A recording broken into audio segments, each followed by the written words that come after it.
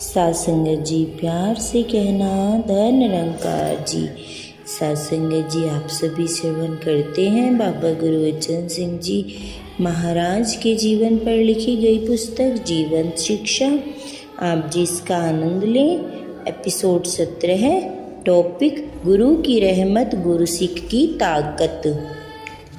सतगुरु अपने भक्तों को केवल निराकार प्रभु का ज्ञान ही नहीं देता, बल्कि इस ज्ञान के अनुसार रहना, खाना पीना और जीना भी सिखाता है। इससे मानव में वह सहजता जाती है जो इससे समरस बना देती है। यह सच्चाई दास अपने जीवन की एक आपबीती घटना के द्वारा बयान कर रहा है। दास का बेटा योगी 8वीं कक्षा के पेपर दे रहा था। उस दिन योगी का आखिरी पेपर हुआ था। पेपरों के बोझ से मुक्त होकर बच्चे अक्सर बाहर जाकर जी बहलाने के साधन अपनाते हैं। योगी भी हुजूर की बेटियां मोहिनी, निको, बिनो के साथ संतोष सरोवर दिल्ली कॉलोनी पर नहाने के लिए गए। उस समय योगी की माता अर्थात दास की धर्मपत्नी राम दुलारी जी किंग्सवे कैंप किसी रिश्तेदार के घर अफसोस करने गए हुए थे, जिनका नौजवान लड़का यमुना में डूबकर मर गया था। दास उस समय प्रकाशन विभाग के दफ्तर में बैठा बापा रामचंद्र जी कपूरथला वालों के जीवन पर लेख लिख रहा था। उस समय सुरेंद्र चाची मिशन के सेवा दल की प्रमुख शिक्षिका चाचा प्रताप सिंह जी की धर्मपत्नी है। चाचा प्रताप सिंह जी वही महान गुरु सिख जो बाबा गुरबचन सिंह जी के निजी सेवक हैं, जिन्होंने हुजूर बाबा जी के साथ ही बलिदान दिया। ने आकर दास को बताया कि आपका बच्चा योगी सरोवर में डूब गया है। निरंजन सिंह जी ने उसे लेकर आए हैं और कोठी के बरामदे में लिटा रखा है। वहाँ हुजूर बाबा जी भी पहुँच गए। जब यह बात पता लगी तो बाबा गुरबचन सिंह जी भी वहाँ योगी के पास खड़े हैं और दास को विश्वास हो गया कि जो होगा ठीक ही होगा। दास हुजूर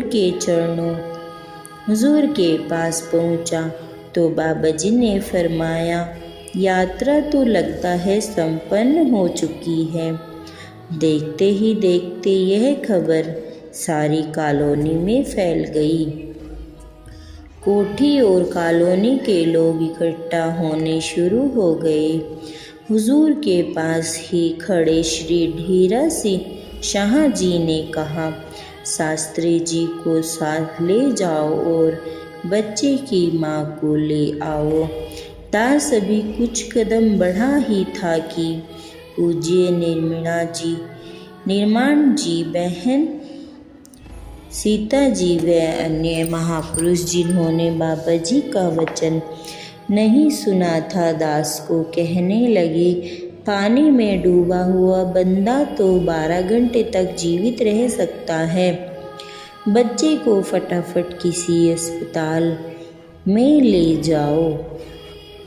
कुछ महात्मा मटका ले आए और पेट में से पानी निकालने का यत्न करने लगे, लेकिन दास देख चुका था कि बच्चे की मौत सिर पर चोट लगने के कारण हुई थी, ना कि डूबने के कारण, क्योंकि जब पेट से पानी निकालने का यत्न किया गया तो पानी नहीं निकला।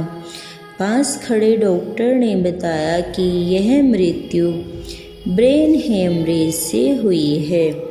फिर सतगुरुदेव ने फरमा दिया कि यात्रा तो संपन्न हो गई है, तो समझो अब संपन्न ही है। दास अपनी धर्मपत्नी को लेने जा रहा था कि वह रास्ते में ही आती हुई मिल गई। पूज्य ढेरा साहजी और दास ने राम दुलारी को कार में बैठा लिया। दास ने धीरे धीरे उसे बताना शुरू किया कि घटना जो होनी थी वह हो ही चुकी है। अब तो यही मानना है कि सतगुरु निराकार जो करता है ठीक ही करता है और इसका परिणाम भी देना है। कॉलोनी पहुँचते ही दास के बाकी दोनों बच्चे विमलेश और अरुण अपनी माँ से मिले।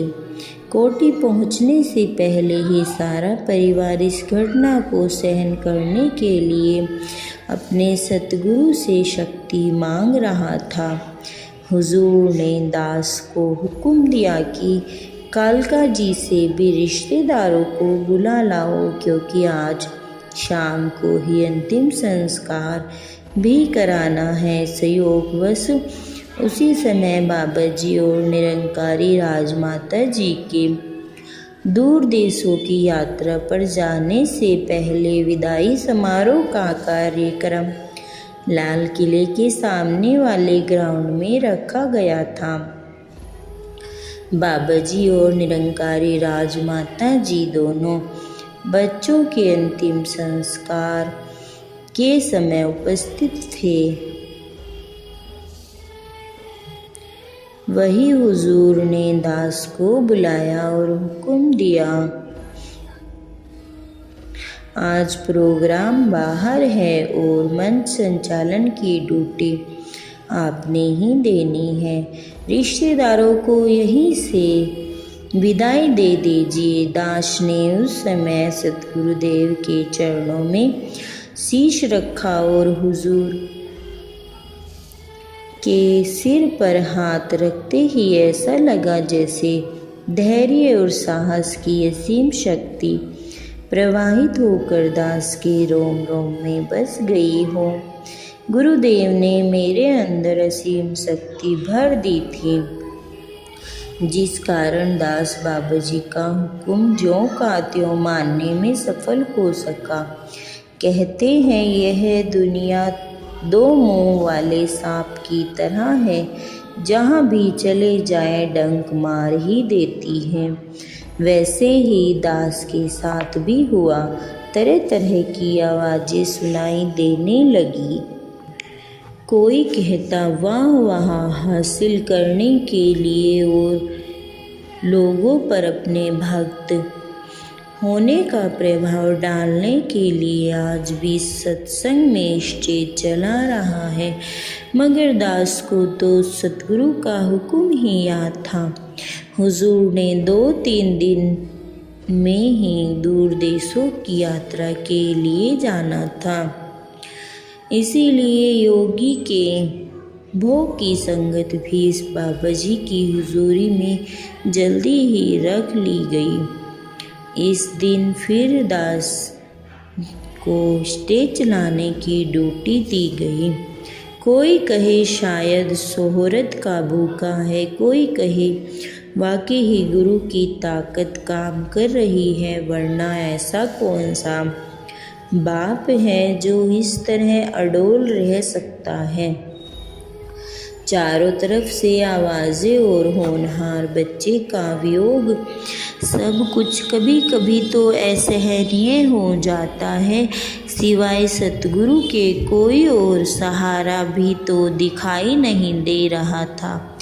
इसीलिए दास बाबा गुरुवचन सिंह जी के पास गया और दिल की बातें कह सुनाई।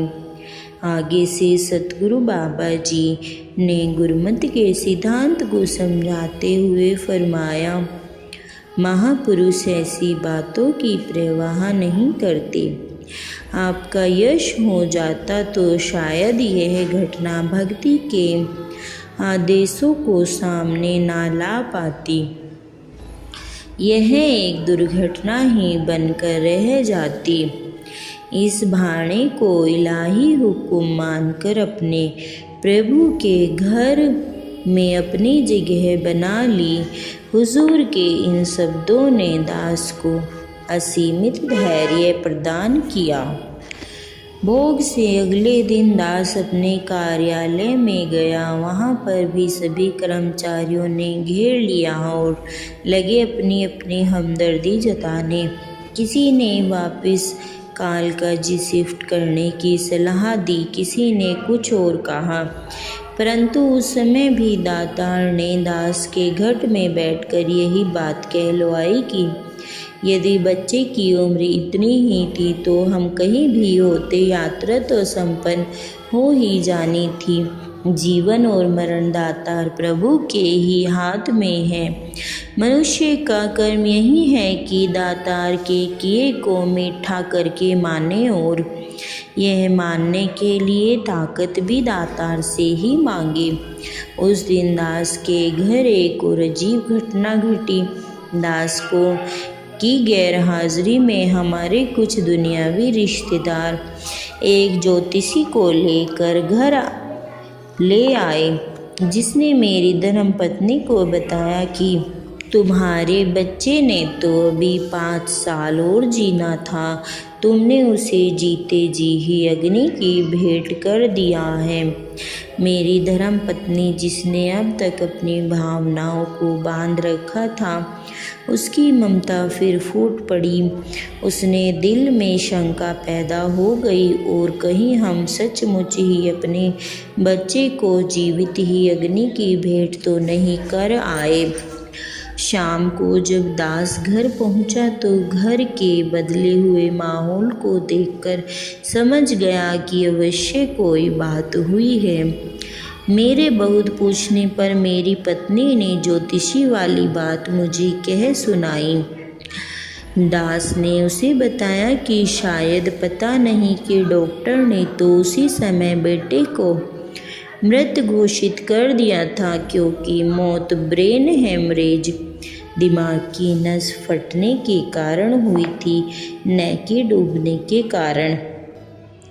फिर मैंने उसे सतगुरु का वचन भी याद दिलाया कि यात्रा तो संपन्न हो चुकी है, और कहा कि अगर संपन्न हो ही चुकी है तो वह पानी में डूबने से हो या फिर अग्नि की भेंट के कारण इस यात्रा को कोई बढ़ाने वाला नहीं पैदा हुआ, क्योंकि जिसके पास बढ़ने की ताकत है उसी ने ही यह फरमाया है।